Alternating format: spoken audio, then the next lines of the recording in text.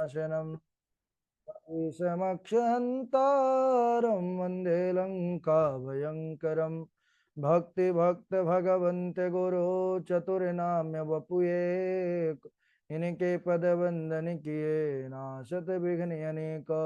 बोले वृंदावन बिहारी लाल की जय, भागवत महापुराण की जय, सुखदेव भगवान की जय।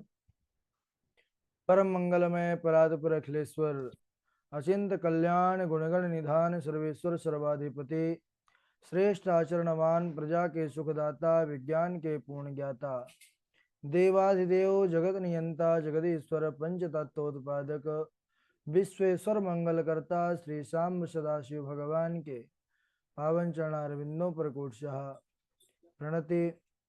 नंदनंदन यशोदानंदन वृजन रंजन देवकी नंदन श्याम सुंदर श्री कृष्ण के पाद पद्मों पर कोटि कोटि प्रणाम। उनकी आह्लादनी शक्ति प्राण प्रिया जगत वंदनी वृषभान वंदनी भास्वती जगदीश्वरी वृषाने वाले श्री किशोरी जी के चरण कमलों पर कोटि कोटि प्रणति। भगवान का यह शब्द में विग्रह श्रीमद् भागवतम को कोटि कोटि प्रणाम। समस्त भूतादिक सी आराम में सब जग जानी करहु प्रणाम जोर जुग पानी। हम सबका यह परमो सौभाग्य की भागवत साप्ताहिक कथा सीखने का सदसंकल्प विचार लेकर के एक स्थान पर एक साथ जुड़कर इस पावन पुराण की तैयारी कर रहे हैं। बड़ा ही आनंद आ रहा है। और अभी हम सब महिमा यानी महात्म्य की चर्चा पर बने हुए थे। पूर्व में हम सब भागवत श्रवण की विधि की चर्चा पर बने थे। बोले भागवत कथा का आयोजन करने के लिए किन किन बातों का ध्यान रखना चाहिए, यह हमको महात्म्य के छठे अध्याय पर ज्ञान प्राप्त होता है। बोले जिस प्रकार दैवज्ञम तो समाहूय मुहूर्तम प्रक्षपयतन्तः विवाहे यादृशम वित्तम तादृशम परिकल्पयेत। जैसे कहीं प्रसन्नता पूर्वक धन खर्च किया जाता है, वैसे ही कथा महोत्सव आदि में भी करना चाहिए। वैष्णव ब्राह्मण वक्ता जो वेद शास्त्रों की स्पष्ट व्याख्या करने में कुशल हो, ऐसे ब्राह्मण का वर्ण करें। कम से कम 5 ब्राह्मणों का वर्ण हो। और जो सुंदर गायत्री, द्वादशाक्षर मंत्र, गणपति, विष्णु सहस्त्रनाम, ये सब का माला और पाठ करने वाले हो। भोजन प्रसाद, बोले अगर 7 दिवस तक अगर बिना कुछ खाए पिए रह सकें तो अच्छा, नहीं तो फिर फलाहार, नहीं फिर भोजन, जैसे जिसका सामर्थ्य हो। लेकिन इतना ही भोजन हो कि भोजन करने के बाद कथा सुन पाए। और कथा के समाप्ति पर कीर्तन करना चाहिए। इस प्रकार जब सब लोगों ने सुना तो महाराज वहां पर जितने उपस्थित थे सभी भगवान का कीर्तन करने में मगन हो गए। और उसी समय भगवान श्री हरि वहां पर प्रकट हो गए। सनकादि कुमारों से कहा भगवान कि मैं आपसे बड़ा प्रसन्न हूँ, क्योंकि आपने बड़ी सुंदर कथा कही है। बतलाइए आप क्या चाहते हैं। सनकादियों ने कहा प्रभु जहाँ भी हरि कथा हो, आपकी कथा हो, आप वहां पर अवश्य पधारें, बस आपके चरणों में यही निवेदन है। भगवान ने कहा तथास्तु, और अंतर ध्यान हो गए। यह है भागवत जी का महात्म। इसके बाद महिमा के बाद हम भागवत जी में प्रवेश करते हैं। भागवत के प्रथम स्कंद पर सबसे पहले जाने भागवत जी का स्वरूप क्या है। भागवत जी में 12 स्कंद हैं, 335 अध्याय हैं और 18,000 श्लोक हैं। तेनेयम वांगमयी मूर्ति प्रत्यक्षा कृष्ण एव ही। यह भगवान की शब्दमयी मूर्ति है, साक्षात भगवान परमात्मा की ही मूर्ति है। कौशिकी संहिता पर वर्णन आता है कि यह भगवान की मूर्ति है, यानी भगवान का जो विग्रह है तो किस प्रकार है। तो कहते हैं पादौ तो प्रथमा स्कंधा द्वितीयो जानुनी श्रुता तृतीया संस्थनी गेया चतुर्थ कटिरोच्यते नाभिं तो पंचमं वेद्यात् हृदयं षष्ठम ईरितं सप्तमस्तु उरः प्रोक्तम् अष्टमः कंठरोच्यते स्कंधस्तु नवमा स्कंधः दशमो मुखभीरितं कर्णाक्षनासिकायुक्तं सर्वार्थं परिपूरितम् एकादश स्तोत्रमांगं द्वादशं ब्रह्मरंध्रकम् एवं भागवतं शास्त्रं विष्णुमूर्ति प्रकीर्तितम्। ओम। इस प्रकार यह भागवत जी का ही स्वरूप है। पादौ तु प्रथमः स्कंधः, यानी जो भगवान श्री हरि का ये चरण कहे गए हैं उसका स्वरूप क्या है भागवत जी में? बोले प्रथम स्कंध ये भगवान के चरण है, दूसरा स्कंद वह घुटने है, तीसरा जंघा है, चौथा स्कंद भगवान का कमर प्रदेश है, और पांचवा स्कंद नाभि, छठवां स्कंद हृदय, सातवां छाती, आठवां स्कंद भगवान का कंठ प्रदेश है, नौवां कंधा, और दसवां जो है कान आंख नासिका से युक्त संपूर्ण मुख मंडल ही दसवां स्कंद है भगवान का। 11वां स्कंद जो है वह मस्तक कहा गया है, और 12वां ब्रह्मरंध्र। इस प्रकार यह संपूर्ण भागवत भगवान का ही स्वरूप है। भागवत जी का इसके बाद मंगलाचरण आता है।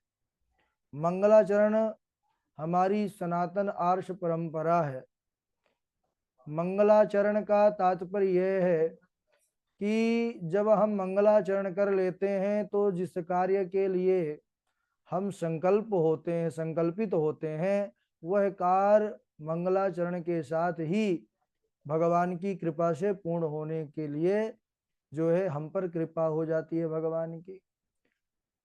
तो यहाँ पर जो हमारे पुराण आदि जितने भी ग्रंथ हैं सब में भी मंगलाचरण होता है, और भागवत जी का मंगलाचरण विशेष है क्योंकि हर मंगलाचरण में कोई ना कोई देव या देवी प्रधान होता है, देवी परक होता है या देव परक होता है। लेकिन यह जो मंगलाचरण है बड़ा विलक्षण है महाराज। इसमें जो है किसी भी देवता का नाम नहीं आया। बोले किसका? बोले सत्य स्वरूप परमात्मा, यानी जो सद है, जो सदैव है, जो सत्य है, उसका स्तवन किया गया है महाराज। तो जो भागवत जी का मंगलाचरण है, जैसे ब्रह्म सूत्र का पहला सूत्र है अथातो ब्रह्म जिज्ञासा, दूसरा है जन्माद्यस्य यतः। तो वेदांत का प्रारंभ अथ इस शब्द से होता है। तात्पर्य यह है कि जिसका भी जन्म हुआ है, जिन्होंने जन्म लिया है, वह सभी भागवत सुनने के अधिकारी हैं। यहाँ पर सत्यम परम धीमहि, अभी हम पढ़ेंगे तो सत्यम परम धीमहि का प्रयोग है महाराज। तो यह धीमहि का यहाँ पर जो दर्शन है, इससे वैदिकत्व यहाँ पर स्पष्ट हो रहा है। क्योंकि जैसे गायत्री मंत्र में भी हम देखते हैं कि धीमहि का प्रयोग होता है, तो यहाँ पर भी धीमहि का प्रयोग हुआ है, सत्यम परम धीमहि। और यह धीमहि कहते हैं जो पाणिनि व्याकरण से नहीं बल्कि वैदिक व्याकरण से धीमहि का प्रयोग किया जाता है। आचार्यों ने इसके बहुत अर्थ किए महाराज, अनेक अर्थ किए हैं।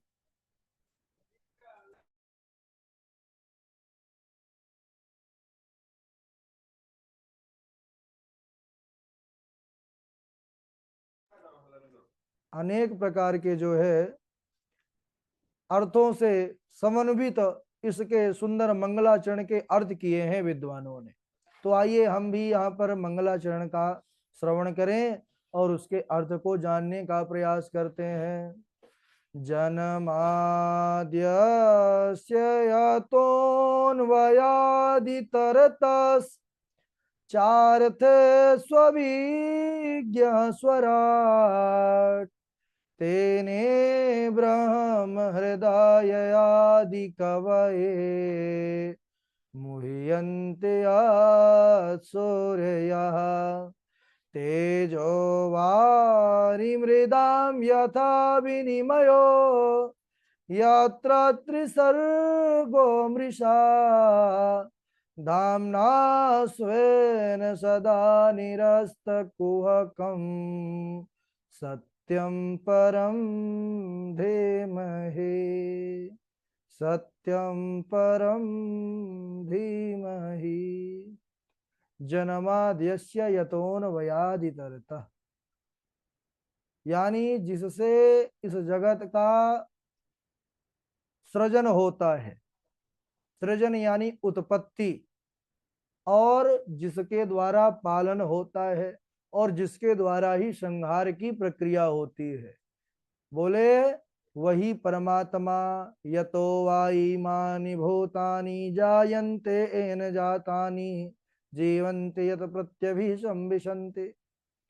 वह परमात्मा जो सद पदार्थों में अनुगत है, यानी जो सत स्वरूप है और असद पदार्थों से पृथक है, सर्वज्ञ है, सभी जगह उसी की सत्ता है। और कहते हैं जो स्वयं प्रकाश है, जिन्होंने सृष्टि के आदि में आदि कवि ब्रह्मा जी को संकल्प से ही ज्ञान प्रदान कर दिया वेदों का। और कहते हैं कि जैसे ब्रह्मा जैसे देवता भी बड़े, बोले वह भी भगवान के स्वरूप को नहीं जान पाते।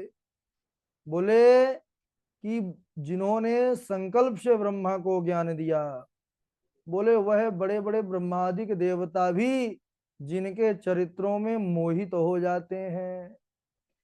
वैसे ही महाराज यह संसार में सभी लोग मोहित हो जाते हैं। कैसे? जो माया में आकृष्ट हो जाते हैं। जैसे तेज में जल का भ्रम होता है और जल में स्थल का भ्रम होता है, स्थल में जल का भ्रम होता है। तेजो वारि मृदाम यथा विनिमयो यत्र त्रिसर्गो मृषा। बोले यह जो त्रिगुणमयी जागृत स्वप्न सुसुप्ति रूपी सृष्टि है तो मृषा, मृषा यानी झूठा यानी मिथ्या, लेकिन मृषा होने पर भी जो सत्यवत प्रतीत हो रही है। हम क्या मानते हैं कि मैं, हमारा नाम ये है, हमारा उपलब्धि ये है, हमारा घर ये है, हमारा जो है यह वस्तु ये है।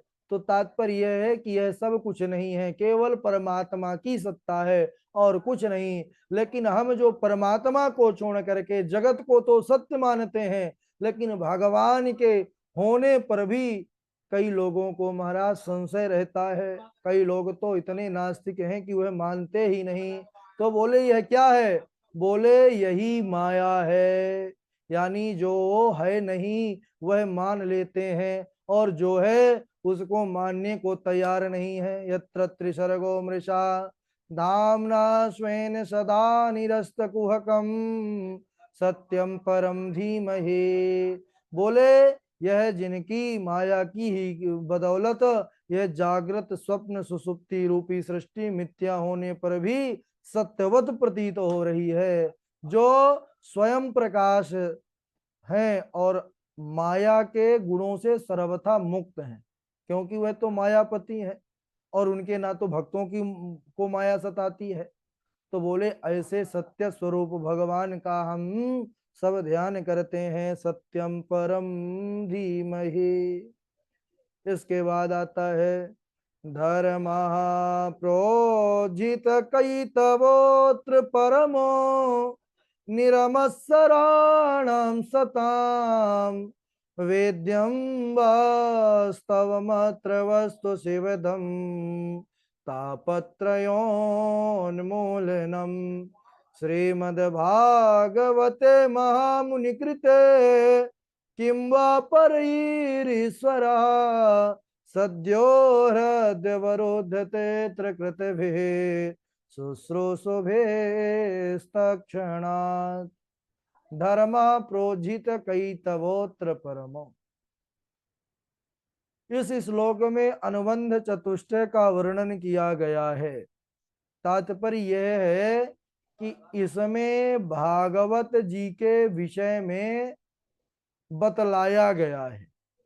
पहले तो हमने सत्य स्वरूप परमात्मा का कार्य क्या है, ये जगत किनके द्वारा बनता है, किनके द्वारा पालन होता है, किनके द्वारा संहार होता है, परमात्मा कैसे है, स्वरूप कैसा है, उन सत्य स्वरूप परमात्मा का हमने स्तवन किया।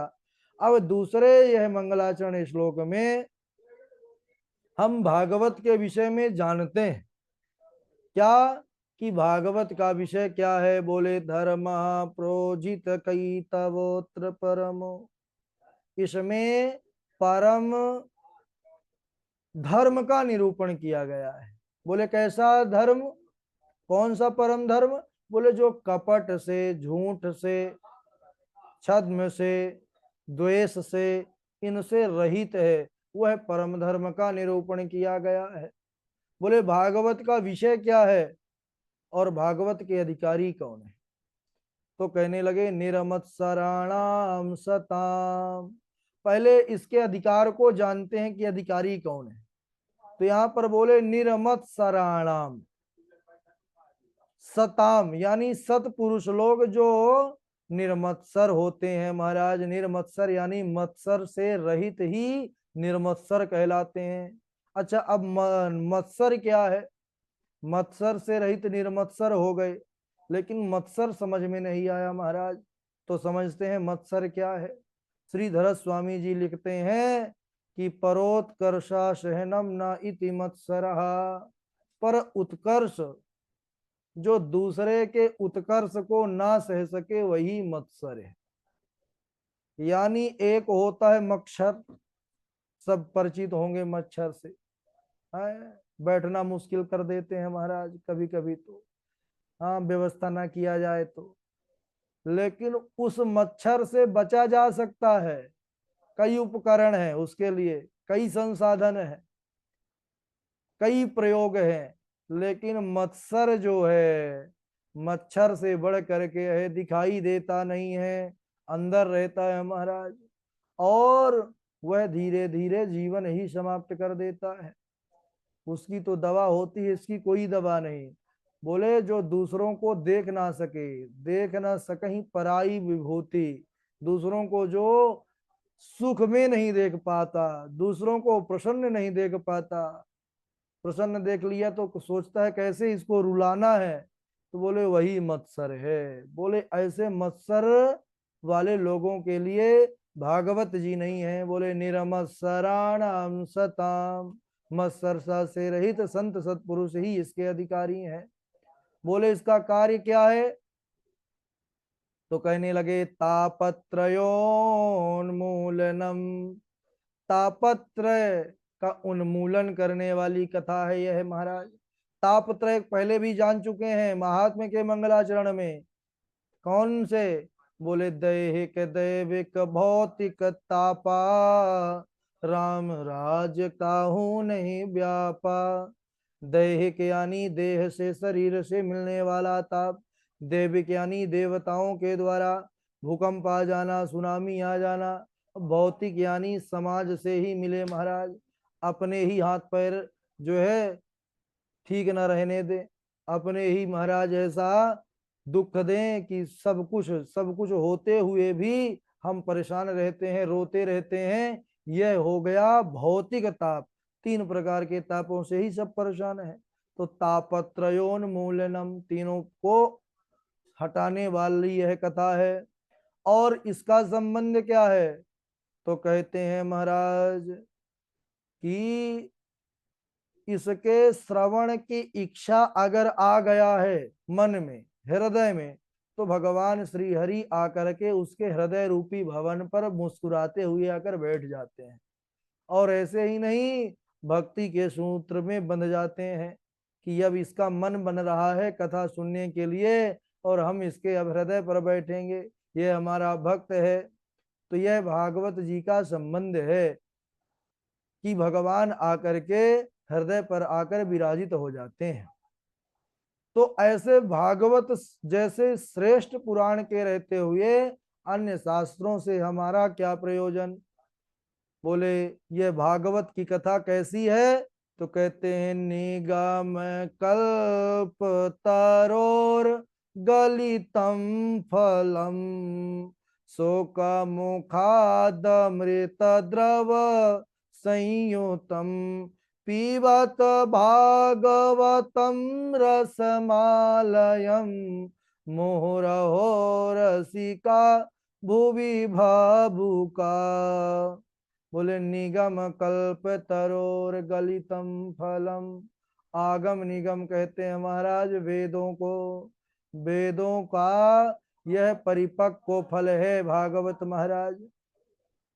वेद रूपी वृक्ष में यह फल लगा हुआ है भागवत रूपी। बोले गलितम फलम, गलितम यानी पका हुआ, एकदम पका हुआ है हमारा। जो कच्चा फल होता है उसमें उतना स्वाद नहीं होता, टेस्ट कहते हैं ना, जितना पके हुए फल में होता है। तो बोले इसीलिए लिख दिए हैं कि भागवत कैसी है? बोले गलितम फलम, एकदम पका हुआ महाराज, रस से भरा हुआ यह कथा फल है। और बोले कई बार ऐसा भी होता है पका ठीक है लेकिन गारंटी नहीं है कि एकदम मीठा ही होगा। लेकिन गारंटी कौन दे देता है? तो हम लोग जब आम बीनने जाते थे, छोटे छोटे थे, हाँ, डॉक्टर साहब जानते हैं, तो आम जब दौड़ते थे बीनने के लिए तो जो तोता काट करके गिरा देते थे तो आंख मूंद करके हम लोग मान लेते थे कि वह मीठा है। और जब उसको पाते थे तो वास्तव में वह बहुत ही मीठा होता था। तो तात्पर्य यह है कि सबसे उत्तम पारखी फलों का है तोता। वह ऊपर से ही जाना जाता है, उसके अंदर ऐसा विशेष गुण रहता है। तो बोले यह भी महाराज पका हुआ हमने कह दिया तो इसका मतलब नहीं कि बढ़िया है। बोले बढ़िया तब हो गया जब सुख मुखाद अमृत द्रव्य संयुतम, सुखदेव रूपी तोते का इन मुख से स्पर्श हुआ है। सबसे पहले सुखदेव जी ही राजा परीक्षित को कथा सुनाए। तो इसलिए समझ जाइए अमृत द्रव युक्तम संयुतम। तो नहीं कहते भाई जब बहुत मीठा होता है, अरे बोले भाई अमृत के समान है, वाह भाई आनंद आ गया। तो यहाँ पर व्यास जी भी लिखते हैं शोक मुखाद अमृत द्रव संयुतम। सुख जी का मुख लग जाने से यह कथा भी अमृत के समान है महाराज, बड़ी मीठी है।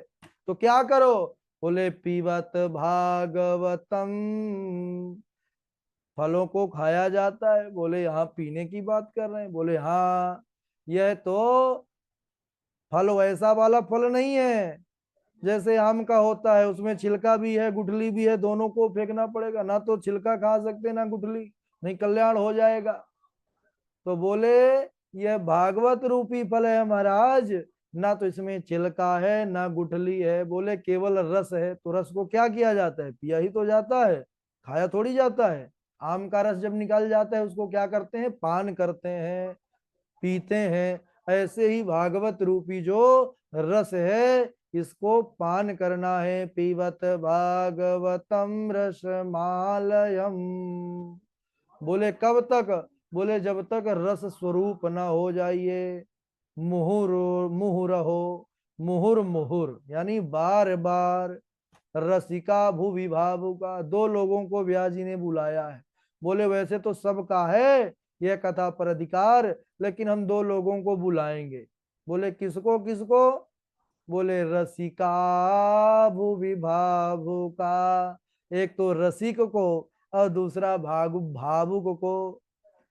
तात्पर्य यह है कि जैसे चार लोग हैं भाई, हम सब संगोष्ठी में बैठे हैं, झाजी हमारे डॉक्टर साहब हैं हमारे संत भगवान राघव जी हैं।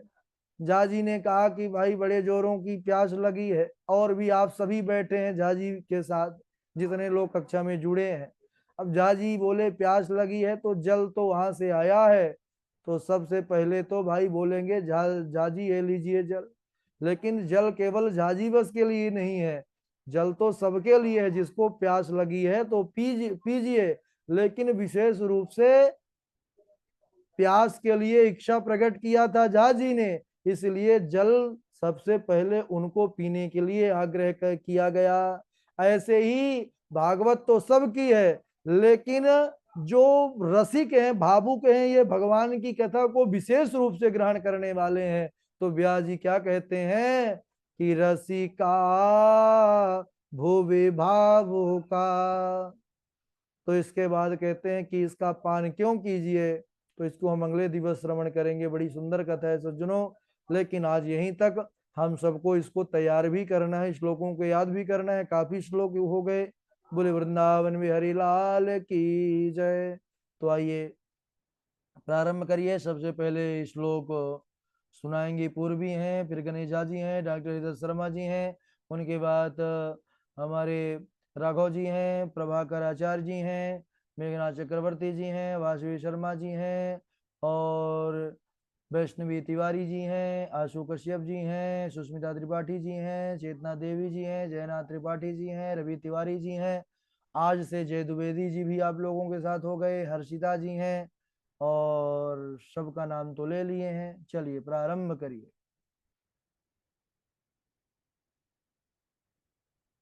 पूर्वी।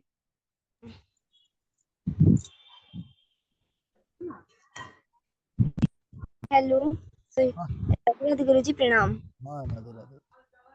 जन्मादस्य यतोऽन्वयादितरथास् चार्थे सभिज्ञ स्वराट् तेने ब्रह्महृदाय आदिकवये मोहयन्ति यत्सूरया तेजो वारिमृदां यथा विनिमयो यत्र त्रिसर्गो मृषा धाम्ना स्वेन सदा निरस्तिकुहकम्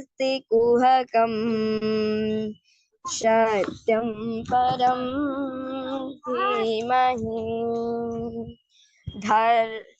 निगमे कल्पतरुर्गलितं फलं सुखमुखामृतद्रवसंयुतं पिबन्ति भागवतं रसमालयम् मुहुरहु रसिका भुवि भावुकाः। राधे राधे गुरु जी प्रणाम। हाँ जाजी, स्वागत है आपका। राधे राधे गुरु जी। राधे राधे। राधे राधे गुरु जी। हाँ राधे राधे। उपवासं वरं मन्ये कथा श्रवण कारकम् नोपवासः वरः प्रोक्त कथा विघ्न करो यदि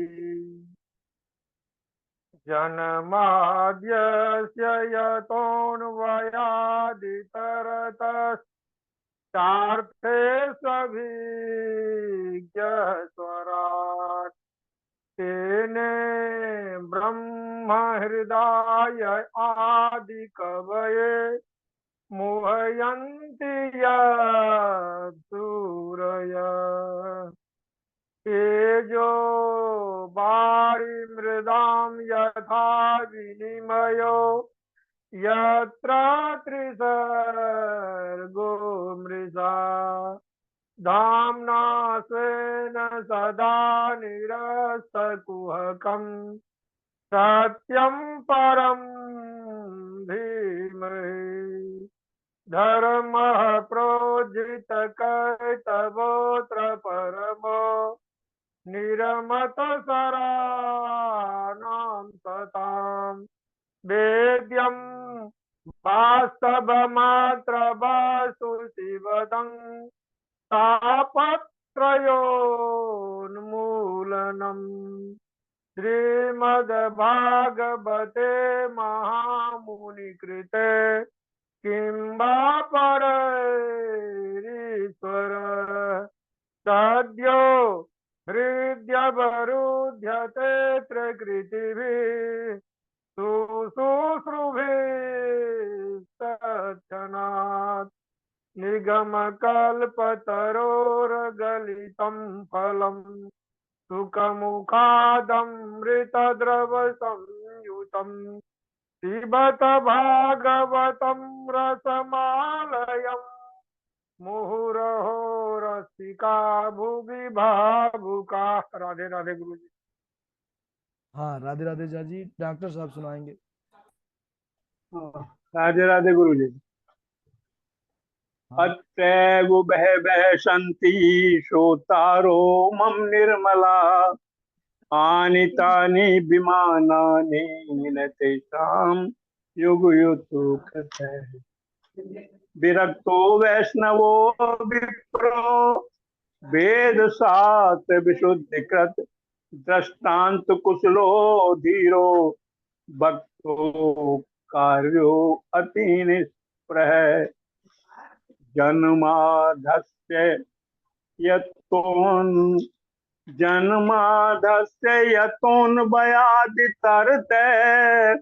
स्वार्थे स्वार्थेषु विज्ञास्वराट् तेने ब्रह्म हृदय आदि कविये मुह्यन्ति यत् सूर्य तेजो वारिमदां यथा विनिमयो यत्तेति सर्गो मृषा धाम्ना स्वेद सदा निरस्ते कुहुकम् सत्यम परम धीमहि।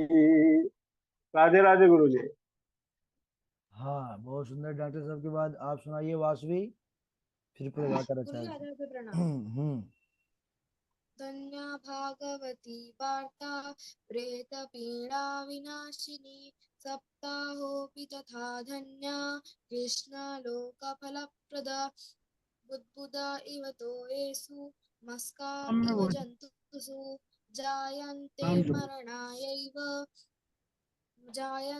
मरणायैव तथा श्रवणवर्जित पानी केरा बुद्बुदा असमानुष की जात देखत ही छिप जाएगा जो तारा प्रभात भोगे रोग भयं कुले च्युति भयं वित्ते नृपालाद भयं मौने दैन्य भयं बले रिपु भयं रूपे जरायां भयं शास्त्रे वाद भयं गुणे खल भयं काले कृतान्ताद् भयं सर्वं वस्तु भयावहं भुवि नृणां वैराग्यमेवा भयं।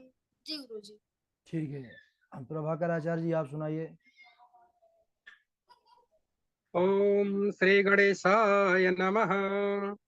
भाग्योदहेन बहुजन्म समर्जितेन सत्संगमं च लभते पुरुषो यदा वै अज्ञान हेतुकृत मोहमदन्धकार न संविदाय हि तदोदयते विवेकः।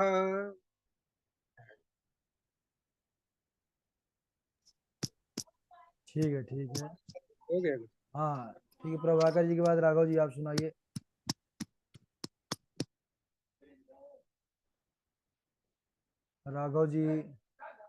राघव जी सुनाएंगे। वैष्णवी तिवारी आप सुनाइए। राधे राधे गुरु जी प्रणाम। हाँ सुनाइए। जगति माया यस्य कायाधवस्ते वचन रचनमेकं केवलं चाकल्य ध्रुवपदमपि यातो यत् कृपातो ध्रुवोऽयं सकलकुशलपात्रं ब्रह्मपुत्रं नतास्मि अयं तु युग्धुर्मोहि वर्तते कस्य दूषणम् उद्यम सफल स्तव्यम भविष्यति न संशय। राधे राधे गुरु जी। हाँ राधे राधे। ठीक है, बहुत अच्छा। और आपके बाद वैष्णवी जी के बाद सुनाए हमारे चौबे जी जुड़े हुए हैं। चौबे जी, मेघनाथ चक्रवर्ती जी। राधे राधे गुरु जी। राधे राधे।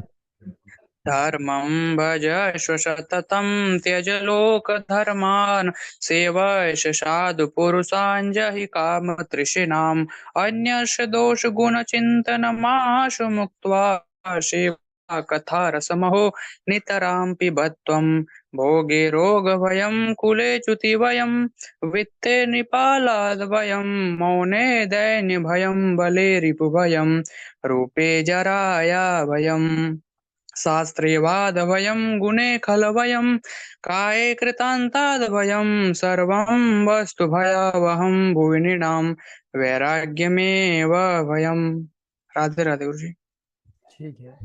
और सुष्मिता जी सुनाएंगे, राघव जी हैं, चेतना देवी जी हैं, अजय चौबे जी हैं, सुनाइए। जी गुरु जी। विरक्तो वैष्णवो विप्रो वेद शास्त्र विशुद्धीकृत दृष्टांत कुशलो धीरो वक्ता कार्योति निष्प्रहा भोजनं तु वरं मन्ये कथा श्रवण कारकं नोपवासो वरः प्रोक्ता कथा विघ्न करो यदि। ठीक है। अजय चौबे जी हैं, चेतना देवी जी हैं,